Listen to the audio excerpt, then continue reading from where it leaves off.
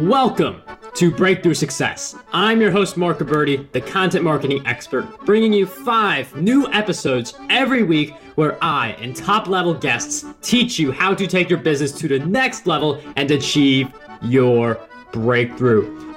Hello, Breakthrough Success listeners. I just wanted you all to know before the episode actually starts, I've been working a little bit behind the scenes to give you something really special. So a while ago, I wrote my book, Content Marketing Secrets, which helps people create, promote, and optimize their content for growth and revenue. And I just put the finishing touches together to offer that for free to anyone who is interested. So if you want your free copy of Content Marketing Secrets, all you have to do is head over to marcguberti.com/book. Now, let's jump right into the episode. Have you ever wondered how to become a thought leader, an influencer? There's so many ways to describe it, but today's guest prefers the word thought leader because he is the co-founder of Thought Leader Academy. So we're going to be talking a lot about how to become a thought leader. That's going to be the focus. But in addition to co-founding this academy, which, by the way, is a membership site designed to help you grow and market your mission-driven personal brand, he is also a TEDx speaker. He's been on that stage 3 times, and he's a cultural diversity influencer. And his ultimate goal is to build the next set of global leaders by teaching individuals how to communicate effectively across cultures and communicate with impact. So today's guest for episode 234 of the Breakthrough Success Podcast is none other than Teo Rockson. Teo, It is such a pleasure to have you on the show. Pleasure's mine, and I love your energy. I've got to match that throughout this throughout this interview. So it's a pleasure to be on here. Excited to talk about thought leadership, and congrats on your success with your podcast. Teo, I'm really looking forward to diving into this interview. Like, being a thought leader is something that so many people strive to do. It's that ability to just build your audience, have that impact, which, I mean, I feel like we only get to live once. The amount of impact we create, it's just something so important. I could literally go on about this, but I'd like to get some background on you before we go into becoming a thought leader. So I'm wondering if you could share with us why the Thought Leader Academy. What inspired that? So ever since I was a kid, I've known that I wanted to do something on a global level, but the only problem was I didn't quite realize or understand how I could do it with the resources around me. I'm from Nigeria, and I grew up in 5 countries and 4 continents by the time I was 17. So a lot of what I was growing up with was, the identity crisis and figuring out how to sort of find my story within different cultures. And in that process of trying to figure out who I was and how to solve problems by being myself, I sort of just stumbled down this path of studying leaders and other people who had done it. And that sort of, sparked a lot of my interest in what I was doing. And I always tell anyone who's trying to build a business, who's trying to make an impact, is really have an idea of who you are, what your passions are, but also the problem that you want to solve. And my first problem that I wanted to solve was the leadership crisis that we have in the world.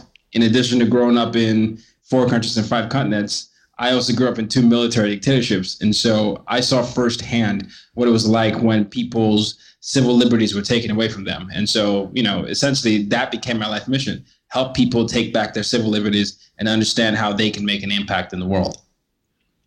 Wow, that's interesting. I mean, like, the diverse background you have, in some good places, some not as good places. And I mean, that's definitely helped you, I'm sure, in the long term to you're really committed to building that next set of global leaders, which is something that doesn't just come right away. It's probably through all that experience and you wanting to have that really big impact. And you talked about the identity crisis, which is really interesting because the moment you get situated in one country or one group of people, all of a sudden you're going somewhere else. So it's you kind of constantly have to start all over. And I know that people on Breakthrough Success, it's not like they're going to they're living in 5 different countries in 17 years or not going all around the place. But I feel like there are people who do have that identity crisis where they know who they are a little bit, but they don't really know what are the main things they should be doing in their lives? What are the big missions they should be going after? So,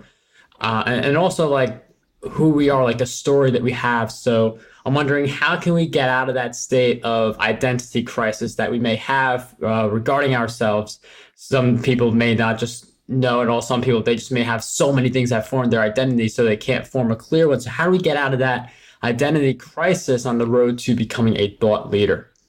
So the way to do it is basically by finding your driving passion and unmasking yourself. And so unmasking yourself involves the internal self-awareness as well as external self-awareness. So with the internal self-awareness, I always, whenever I have clients, I have them do this exercise where they go back to their earliest memories, earliest than they can remember, and basically jot down every single pivotal moment that they've had in their life and dictate what happened. Why was this pivotal? What were you feeling then? How did that make you feel? And the goal here is, as you're going through and you're aging up to where you currently are, you start to see, trends and the reasons why you chose different things. Even if you don't feel like you necessarily did anything that had, a trend involved, just you being able to see the way you chose, the way you made decisions, why you made decisions, and the decisions you made usually gives you one part of the clue. And once you have that, I have people do the external self-awareness, which involves asking people that they've worked with or people they're close with and people that maybe they've come to contact with on a casual level. So colleagues, friends, and family members that have had some sort of relationship with you. And I have them ask a series of 5 to 10 questions about, what they think they'll be good at, what they think their strengths are, what they think their weaknesses are, what celebrity they remind them of, or things like that. And the whole idea is that you can see yourself one way, another person can see yourself one way, but understanding how you see yourself, how others see you, and the impact of your actions is the first clue to sort of figuring out what exactly it is your purpose is. Once you know who you are and what exactly the way you're perceived, you get a better idea of what kind of audience you can relate to and what kind of potential areas of opportunity you have. And then after I have that, that's when we get them working towards having them attach their expertise to a world problem. But it doesn't start, Mark, without you understanding who you are and how you're perceived, because you can think one thing, you can create a whole product, you can create a whole brand, but if the world doesn't see you that way, it's a very, very interesting, problematic situation where you could be doing a lot of work and missing the connecting piece. And it's really interesting how you think about the work you're doing and how the world sees you, because if you want to pursue a different venture that may be different from the way people see you, you should figure out how to bridge the two together so that it's easier for people to see you in this new light. And one of the things for all thought leaders is that there's marketing that's essential. Like, you have the thoughts, you have the insight, but you've got to be able to get it in front of people. And there are many ways, we could go on all day just listing different ways to market yourself. There's podcasting, like now, Instagram, Facebook, Twitter, so many different ways. So I know it's different for each person, but how can we choose the best opportunities that are best for us? Well, Mark, we can even go another way. So what launched my current career right now is podcasting, right? And I had a simple question that I wanted to solve. Why do we live in a globalized world, in a digitalized world, and still have a problem communicating across cultures? That was my question. And my mission was to sort of figure out how to teach people how to embrace a global mindset. And the way that I was going to do it was to interview people that grew up in similar backgrounds that I did, but also people that have had success. And I wanted them to tell their stories and share expertise and tips on how they were able to turn identity crisis into something, or how they were able to bridge cultural divides. And doing that positioned me in as a thought leader in the space, because I was associated with people that I was interviewing, but it also gave me an insight into their minds. I was essentially going to school every day. I'm sure with your podcast, as you've interviewed several people, you've started to see things and you started to be privy to several information that you could say, wow, this is essentially a university here I'm building. This is an academy of sorts. And so if you're thinking about starting something, or you're not sure where you should start, think about whether you can be a content creator, you can be a curator, or you can be a connector. As a content creator, you could do that with podcasting, you could do that with writing, you could do that with video. Is there something that you can create to sort of answer your question? If you have a question that you want to solve or personal pain point, why not go around and find people that can answer that question and you create the platform that has that? Or if you're an expert in the field, share your expertise with whatever platforms that you feel most comfortable with. If you want to be a curator, which is maybe you don't feel like you have the expertise, but you feel like you could go around getting the pieces of information in your industry or your perceived area of interest, you could curate several things in your industry that makes it easy for anyone else who's interested in that as well. And you become the intended destination of I don't know, maybe you care about sub-Saharan countries in Africa and their governments. You could maybe create several tabs in your website about Nigeria, about South Africa, about Kenya, and you could have every week a new country doing something like that. Or if you're a social person, you could be a connector. Maybe in your network, you know people that know people, and you're able to see trends, and you can say, you, Marc, you should meet this person. I see how you can work there. Doing all these three things allows you to get closer to some level of value production that will inevitably benefit you as a thought leader. But whatever you choose to do, either create content, either curate content, or connect someone to another person. That's what I always say. And I really like that that flow for deciding where to go. And the podcasting, like what Teo was saying about the podcasting was really spot on. Where like if you have like it's great for like you provide the content, you address your listeners' pain points, but in a sense you're also addressing your pain points. You're addressing your questions as well, and that's also the questions that a lot of your listeners have. And like I know you didn't podcast always, so I'm wondering with all the opportunities that are available to us, how did you end up choosing podcasting among like all the other ones? It was a funny story because I'd come out of this situation where I found myself in a job I hated. You know, when I first came to the United States in Virginia, I pretty much knew I wanted to do something at a global level, as I said earlier, but I applied to over 85 jobs when I graduated, and they all said no. You know, they're like, you're too young, you're not a citizen, you're not that. And so I randomly, I reached out to other people that had given me internships before and said, I need a job because, this is the only way I can secure like a work visa, and otherwise I'll have to, go back home. And eventually one of them said, hey, yeah, why don't you come do social media for us? And I went there with the intention to do social media, but they said, no, you're going to do sales and your quota is $10,000. You have to make that every month. No orientation, figure it out. And so that became my life about a year and a half, up until one day when I was driving to work in my burgundy Toyota Camry. And I got to the part where the road merged into the highway, stepped in the accelerator pedal, and was cruising like I was supposed to 60 miles per hour. Then my lane gets cut into half because this neighboring car had lost control. And so I was now swerving out of the way so I didn't get hit. And I smashed into the left guardrail, boom, hit one car, boom, two cars, boom, right guardrail, boom, back to the left guardrail, this time with such impact that my car lifted up. And for a brief moment, I thought I was about to flip over this bridge. And as my life flashed before me, there was only one question that came to mind. I was 22 years old, August 22, 2012. And I remember the question was, have you done everything you said you were going to do? Have you done everything you said you were going to do? I had given up at that moment because in my mind, I thought I tried 85 times. What was the point? But something about almost dying wakes you up and it allows you to realize just how short life is. And so my instincts kicked in. I slammed the brakes and I somehow managed to get out of the car unscathed. My car was totaled. There were two other cars hit, but I was alive. And so I quit my job, moved to New York City, and began this process of this podcasting. Because to me, my biggest role models are still, Oprah Winfrey and the late Nelson Mandela. I loved how Oprah used media to make people feel like they were part of a world and also encourage people to live their best life. But I also loved how Nelson Mandela was unapologetic about who he was, but also passionate about education. And so I thought about the best way to marry those two things, create a media platform that educates people.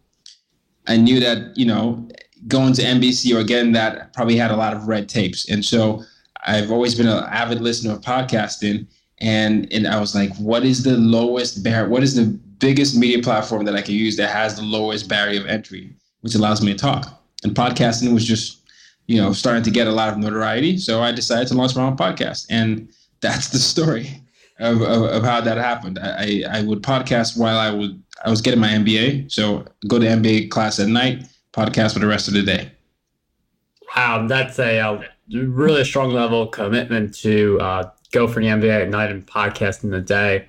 And like the story behind that, I mean, the car crash, I mean, it's usually these situations where you feel like you're done. You feel like that line is going to be drawn on the sand, and whatever's there, you're not going to be able to do anything about it. That really gets you to get ignited as you go towards goals. It's definitely a lot different. I mean, I've heard it from people. I've never experienced it, but it's very different for Yeah. And I certainly don't hope people have to have a near-death experience to wake up, but that's the thing about life. I think with life, as for any of us, a lot of it is about answering these two questions: who you are and what you want to do.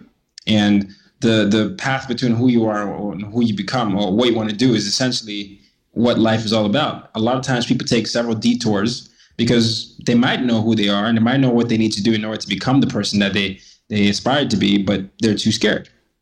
And there are other times people might not actually know who that person is because they haven't, had the resources to know who that person is, or they haven't committed to doing the hard work to unmask themselves. And what me and my co-founder Amanda try to do is to get people to really do that hard step. And there's some things you might find out about yourself that you might not like. Maybe there's some level of complacency you've gotten used to. Maybe there's some things that you've had to let go of. But a lot of us we've become too used to the idea that, it's going to happen tomorrow. It's going to happen tomorrow. So I'm not going to do anything today. And if we don't create that sense of urgency now, it's going to become 3 weeks, then 4 years, then 10 years, then, the end of your life. And you're going to kick yourself in the shin and say, I had a moment in my life when I should have done that, and I wish I did it. And that's what we're trying to rid people of. I really like that idea of like how you mentioned you don't want to like look back and say like, I didn't do this, I didn't do that. And not just from your standpoint, like now you've had that experience and you want more people to ask those same types of questions. Like, did I do everything I'm supposed to do? And not have those like, oh, I wish I did this type of moments at the end. So that's something we should all be thinking about. But one of the things that I want to also tackle from the thought leader standpoint, I'm wondering if you could share with us what you believe holds most people back from becoming a thought leader. Fear of failure. So just the same thing that I had before the accident. My biggest fear before the accident was fear of failure, and then after that became fear of not achieving my potential. People are afraid of being held accountable for something. If think about it, Marc, if you're a thought leader, that means you're claiming that you're a leader in an industry or something, and you could fail, and that means more voices and more eyes on you. And if more eyes are on you, there's a level of scrutiny that not many people are willing to deal with. And if you do fail, you could fall flat on your face, and that could be embarrassing. And if you don't, it's great. But that idea that you could fail, that idea that you could be vulnerable in front of a large group of people, is a lot of times what holds people back. And there's also this level of fear of success. People always talk about the fear of failure, like I mentioned earlier, but success is something that not many people talk about, because we're not really taught how to deal with success. We're taught about the end goal. Yeah, this is what success will look like, but what happens when you deal with success? How do you build on it? How do you make sure you're not complacent? How do you make sure you deal with the tension? How do you make sure you keep your sanity? And so I think there's an element of a lot of that. And I also don't think that the way education systems have been populated in today's world promote a lot of critical thinking. I think, we get used to the idea of you go to school, you get told what to do, and then that's it. And I love school. I mean, I got my MBA, so I know a lot about school. But what I always talk about with education systems is that I wish they created more opportunities for students to create and to come up with stuff themselves. Because I think if you cultivate that habit early, you're going to be able to develop some level of risk aversion that allows you to be bold enough to share your ideas and not regurgitate someone else's idea because you heard it. And once we get to that level of we're not afraid of failure, we're not afraid of success, but we're also not afraid of being critical thinkers, we're going to have more people try to share their opinions and try to solve a different problem in today's world. But that's just my thought. Maybe I'm wrong, but I'm not sure that I am. And just to share one of my thoughts, another thing, like I've thought of this too, obviously, because like there are like people who like during interviews and like before interviews ask me about my choice about going to college, and like if I were to add one thing, I would say a stronger focus on personal development. Like if I were a teacher, like I would give them like a daily assignment to like write down 3 things they're grateful for each day. Just write it, and like even if they had to like do it in the class, like they didn't do the homework the night before, like just do it in the class. So like that's like something that I would do. Obviously, like there are a lot of people with a lot of different thoughts, but that's just one of mine because I heard your thought and I wanted to share also. No, first of all, that's a great idea. I think personal development is ultimately what we're talking about. The idea of understanding who you are and daring to try new things, and it's ironic if you think about it, Marc, where our generation has so many tools for us to self-educate. We have Google, we have books, we have audiobooks, we have everything that technically are free if we really are able to narrow down our areas of interest. A lot of times when I have a lot of one-on-one clients, and I always ask, and they'll tell me the stuff they're interested in, and I always ask them, oh, so what have you done to educate yourself on that? I was like, no, I mean, I don't know. I mean, I haven't done anything, but you could literally go to Google and find this information. Yeah, you're right. But I just didn't have the time. You start to create all these things. And I always wondered, why is it that we have that mental barrier in our head where it's in front of us, what we should do? Why don't we do that? And that goes back to that level of sense of urgency where we have to make sure that personal development has highest priority. Critical thinking has the highest priority. And the problem that we want to solve has the highest priority. Ultimately, the people that are saying that they want to be thought leader, how important is it to them that they solve the problem that they say they want to lead that industry? And people have to ask themselves that question. Do we get comfortable with the salary or the school and all that? Or do we feel like if we don't use or champion our voices or talk about our experiences and try and save cost here or other people's lives potentially, do we do that? Are we treating that with a level of importance it should be? If not, we wouldn't have the Seth Godins or the Nelson Mandelas or the people that chose to champion what they did. And so we have to ask ourselves those questions every day. And I really love that you're giving us questions to ask ourselves. I mean, that is something that I usually ask at the end of each episode. Like, what is one question that we need to be asking ourselves more often? You've already given us so many great questions. And I believe if we really ask ourselves the right questions, we come up with the right answers that really ignite us towards taking action. You're giving us a lot of those right questions, in addition to all the insights that you've already given us. And I can't help but like you mentioned books. It's one of the ways that we can learn a lot. So I'm wondering if you could share with us 3 book recommendations that you believe will have a positive impact on us. Mastery by Robert Greene. That's one of my favorite books of all time. I know everybody talks about The Alchemist, but it's about following your personal legend. I love The Alchemist by Paulo Coelho. You're a huge Harry Potter fan, so all the Harry Potter books, but I want to think of a nonfiction third book. I know what I can think of. It's Principles by Ray Dalio. So I'd say Principles by Ray Dalio, Mastery by Robert Greene, and The Alchemist, as well as Harry Potter if you're thinking of nonfiction. If you're thinking of, fiction rather. So, yeah. Teo, thank you for those great book recommendations. Those will all be in the show notes at markberry.com/234. And we'll also throw in content marketing secrets in the show notes as well. The link to that is markberry.com/book. That is a free book. Just pay shipping to get your copy. And one of the questions I also want to ask you, I mean, you've had several challenges throughout your journey. Like it could be said about all of us, but I mean, like you with like 5 countries before turning 17, like other things. I wonder if you could share with us one of the big challenges you faced in your journey and a powerful lesson you learned during that challenge.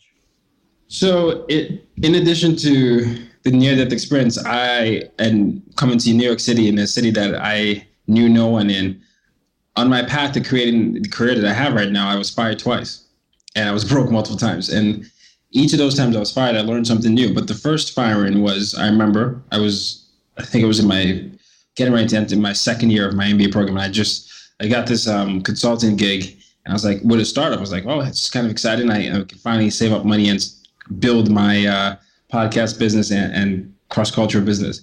And there was a new regime, the head of marketing came in.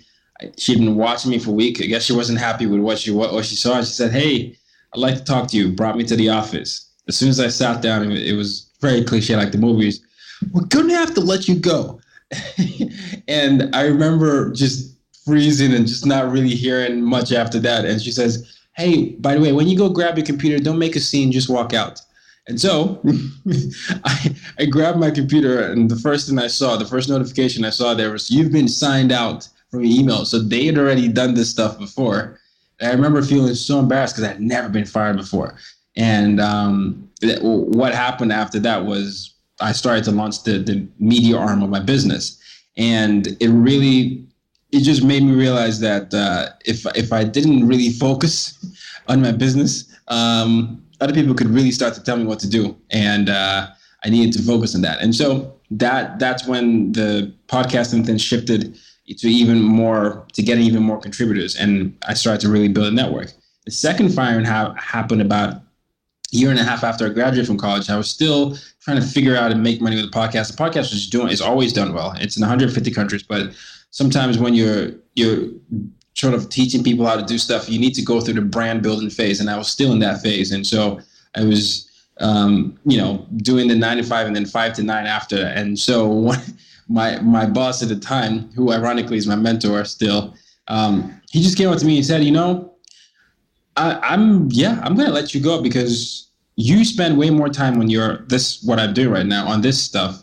And I don't feel good about letting you stay here because I think you need to figure out how to make this a business.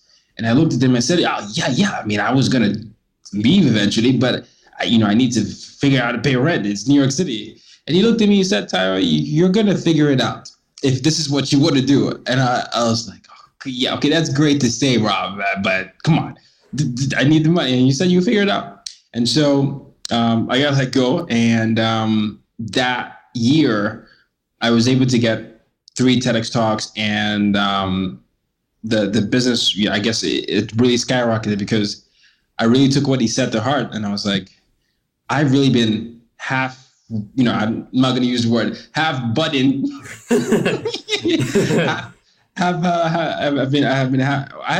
hadn't been, but I should have really just put all my focus on it and really said, if I believe in myself, I shouldn't act scared by trying to have another job and do this. I shouldn't do the 2 jobs one way. There's some time in your career when you could do that. But if you're claiming that this is the best way you can solve the problem, give it at least 6 months to 1 year to really try and see it with all your focus. And once I did all my focus and I started to tell my story and brand myself into that was when I became recognizable as a thought leader in the diversity and inclusion space. And it was because I was able to authentically tell my story and say, okay, this is what I've done and this is what I've been doing. And so, the 2 firings on the surface, made me broke and were, they came at unpleasant times. But the good thing that I remember taking from each moment is that I didn't, it just made me want to work in my story even more. And so that's what I can say about that. And that is a really great story that you go from getting fired to that figuring out in that 1 year. I'm wondering if you could take us a little deeper into that year where things started to click. You have you've been speaking at TEDx, 3 different stages, you have the network. So can you talk a little bit about how that particular transformation happened and how you were able to build a network? The day that I got fired, I sat down. That exercise that I had I mentioned earlier about going through your life and all that, I basically made a list of all the things I had done. On the personal level, I knew the problem I wanted to solve. What is the problem I want to solve? You want to help people become better leaders by teaching them how to be communicators. That's always been the problem I want to solve. What is your personal story with this problem? I grew up in 5 countries, 4 continents. before 17. What are the problems you had personally, and how did you overcome them? So I wrote that down. What are the professional levels of success you had? You have a podcast that's heard in 150 countries. It's made certain lists, blah, blah, blah. And you've spoken at the World Bank before. And so I had all those things, made that into about 3 paragraphs. And then I created a list of people that would be interested in that type of problem solution that I could offer. So when you have a problem that you want to solve, make sure you also have another list of the people that hire for that problem. And so that boiled down to HR, to schools, and to potential conferences that talked about these things. And so I created, hey, this is who I am, Ty Rockson. This is my personal story. This is my work, and this is focus on this. And here are some proofs of credibility. I would love to get on the phone to talk about, talk to you for 15 minutes. I would share that if that was a company. My goal was to speak there. And if it was to TEDx or a conference, I'd love for my application to be considered. I applied to over 18. Most of them said no, but then when I didn't hear back from a few, I remember following up with one of the TEDx gentlemen, and I said, "Hey, look, just following up. I didn't hear back." And the gentleman, this is after my 18th rejection, the gentleman said, "Hey, you're in. I'm sorry we didn't get back to you." And I was like, "What?" I was like, if I didn't follow up, I wouldn't have been in. And so I guess me putting it back up to his face, he just saw that. And then I decided, that day I followed up with 2 others, and because I didn't know who I would hear back from. And then the other person said, "Hey, we like what you said. It fits with our theme 1." And I was in this predicament where you can't give the same talk at 2 different TEDx events, and they were about 3 weeks apart. And I was freaking out in a good way, like, oh yeah, I got in. And then I started to freak out in a bad way, like, I don't know what to talk about again. But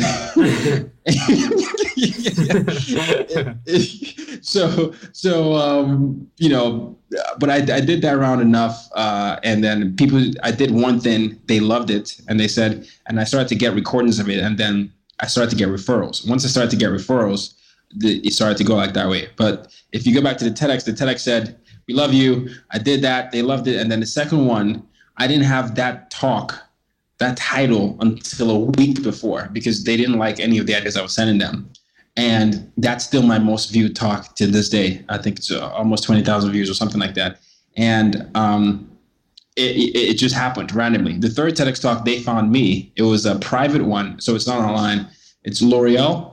And L'Oreal had heard about some of the, I guess they heard through word of mouth about my speaking and stuff, and said, "Hey, we heard about you. People loved your stuff. We'd love you to come talk about inner beauty. That's our theme this year." And once you start having that type of momentum and people start sharing your word, it becomes, it snowballs into that. And so, yeah, that's my first 3 weeks after getting fired. It was, I remember vividly not having any food and not money in my credit card. So I would go to all the co-working spaces that I knew that had some breakfast or something. And I would wear my suit and I'll sit down there and I'll just be nodding heads because I knew the people. And I just have my computer typing in there, and they would assume that I was working, and I would get up, every 3 hours or so and just, fill my bowl up with cereal, eat it there. And then I'll be like, yep, I'm eating my meals today, and then I'll go home. Wow. But that was me for the first 3 weeks it was like good 1 to 2 months before I was able to finally get paid for speaking engagements that helped me pay for rent, and then continue to go from there. So. Yeah. Wow, I really like the idea. Like, reaching out is just something that is so important to do to get new opportunities, grow your audience. Like, a lot of the people who grow their audiences, they are doing a lot of reaching out also. And I really like the story of how, like, the 18th try, you didn't give up. You and the follow-up made all the difference. And that's how you got the initial TEDx, the first 2 of them, the first 2, the follow-up was the difference. I wouldn't have gotten in. And that, I guess that speaks, I'm sure you do this when you follow up with people. People always, they get discouraged when they don't hear back, but follow up many times until you hear a response. I would say, and even if it's yes or no, but sometimes emails get lost. Sometimes people are testing you. I mean, I get pitched every day for guesting me on my podcast, and it doesn't rank as high as important sometimes if, unless like maybe I've seen it like 4 or 5 times, because it's a way for me to filter what's important, because I get a lot of emails anyway. And so just don't give up. Yeah, I really like that message, and I honestly think we'll wrap up on that. Don't give up, because I mean it's such an important message. Like, things do get tough, but like maybe the first 17 don't work, the 18th is the magic charm, and even then you have to follow up. So I think we're gonna wrap up on that message. So if you guys want to learn more about Tayo, you can head over to thoughtleaderprogram.com/courses/membership. We will include a link to that for the Thought Leader Academy. So yeah, and also my personal, if you want to find everything, my personal website is tyrockson.com. So you can just go to my personal website and then you can find out more. That will also be in the show notes. marcguberti.com/E234. Tayo, I can't thank you enough for coming on the show. It was such a pleasure to hear your insights today and have you on Breakthrough Success. Thank you for having me. Congrats on your success, and keep changing the world, Marc. How does over 100 retweets per day sound to you? My free ebook, 27 Ways to Get More Retweets on Twitter, has you covered. I use the methods within this ebook to get over 10,000 retweets every single quarter. To learn